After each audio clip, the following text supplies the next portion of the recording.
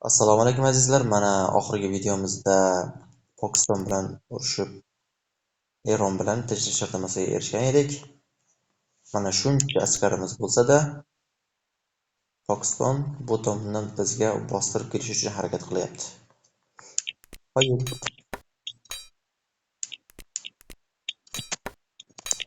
Qoyil. Lekin buni eplolmadi. Bu yer kimning hududi o'zi aslida?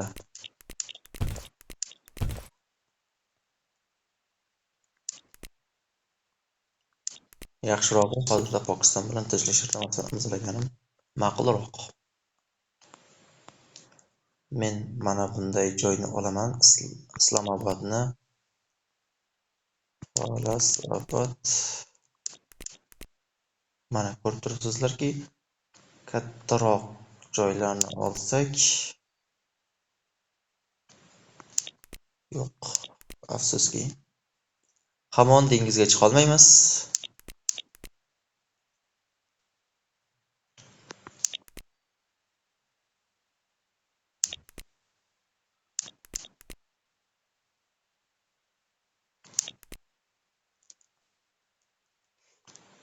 Mana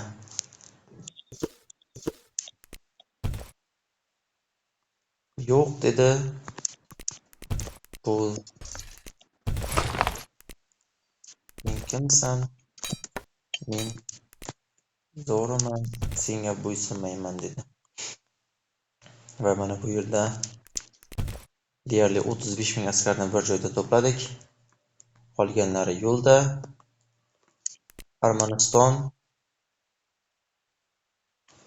Armaniston bilan biz urushmayapmiz, urushayotgan ekanmiz. Nega urushyapmiz?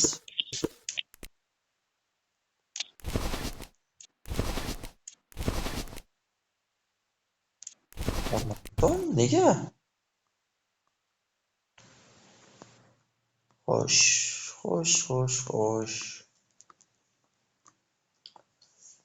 Armaniston, Hindiston menda hududingdan foydalansam maylimi, deyapti.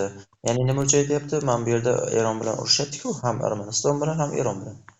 Men yo'q desam, biroz aloqalarimiz yomonlashib qolishi mumkin. Mayli deyman. Bemalol o'taver. Kelib urib joyini solib ketsang ham men roziman deyman.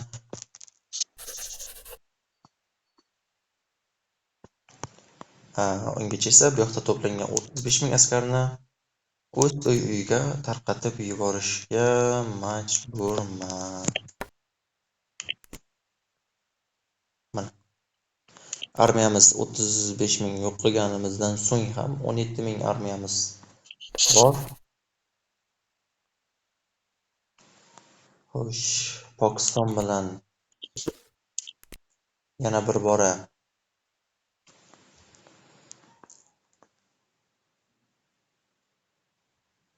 kelishuvlarni imzolashga harakat qilib ko'ramiz.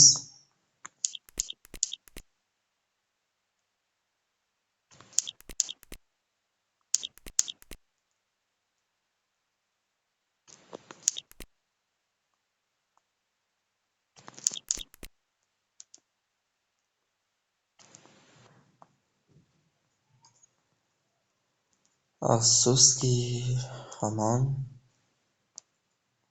yaralangan qush uchmoqda.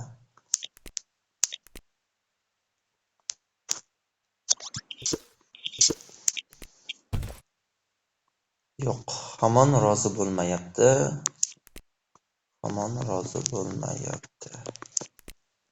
Iroqdan yordam hududingdan foydalansam bo'ladimi deyman. Erondan so'raganim bilan bir tiyinlik foydasi yo'q, lekin juda ham zo'r vaziyat bizda paydo bo'libdi. Ozarbayjon bilan urushgan holda o'z yerini, ya'ni Bakuni olib qo'yishimiz mumkin, lekini bor. Yo'q.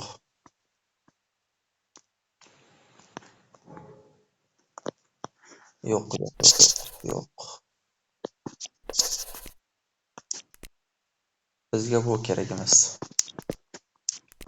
Ortiqcha bosh og'riq.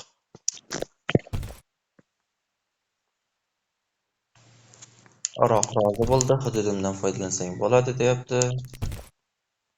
Shu uchun ham biz boshladik hududidan foydalanishni. Bu yoqlar bir tomonlama bir sira nima deydi? Suvlar loyqalangan, suvlar tingandan so'ng bizning keyingi dushmanimiz albatta bu Iroq.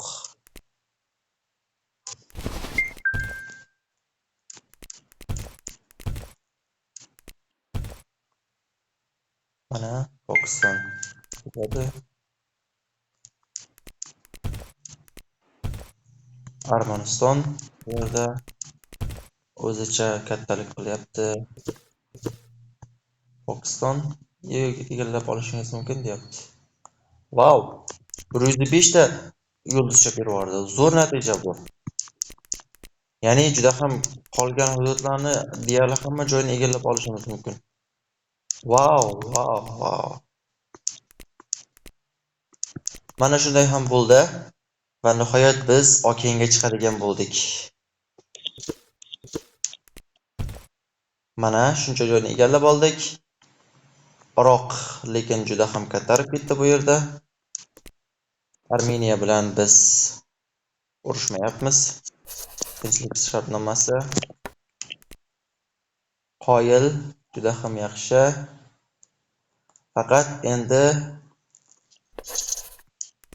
mana O'zbekistonning hududi. Dunyoda 3-o'ringa chiqdik, lekin aholimiz ko'rsatkichlar bo'yicha anchagina pastda. Xo'p, demak boshladik o'zlashtirishni. Xo'sh, mana O'zbekistonning hududi. Aholimiz soni 1.700.000 bo'ldi. 1.700.000 aholiga ega bo'ldik. Xo'sh, iqtisodimiz 650.000. Hammasi joyida. Endi navbat iqtisodni rivojlantirmasak, aholimiz og'ir bo'lib qolishi mumkin.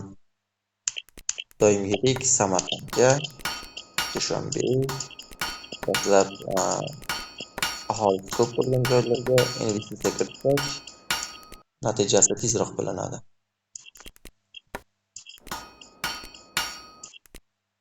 Mana shunday iloji boricha ko'proq harakatlar qilib ko'rsak, ya'ni investitsiya kiritsak, unda tezroq davlatni rivojlantira olamiz. Sizlar ham agar o'ynaydiganlar, shu o'yinda shug'ullanadiganlar bo'lsa, mana shunday qilishlarini tavsiya beraman.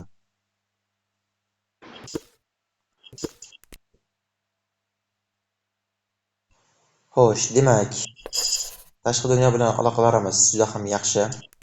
Iroq bilan ham yaxshimiz, faqat Turkiya hammasi joyida.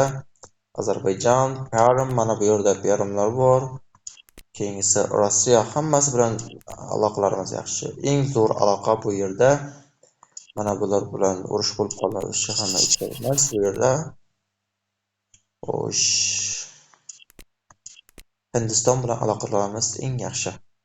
Iroq nisbatan.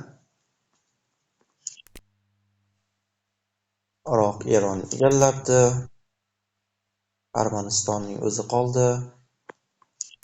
Bu yerda Ozarbayjon bor. Hamda Gruziya biz bilan aloqalar nisbatan sovuq ekan. Va nihoyat bizning hududimiz 100 ta provinsiya, ya'ni biz 100 ta hududga yetdi.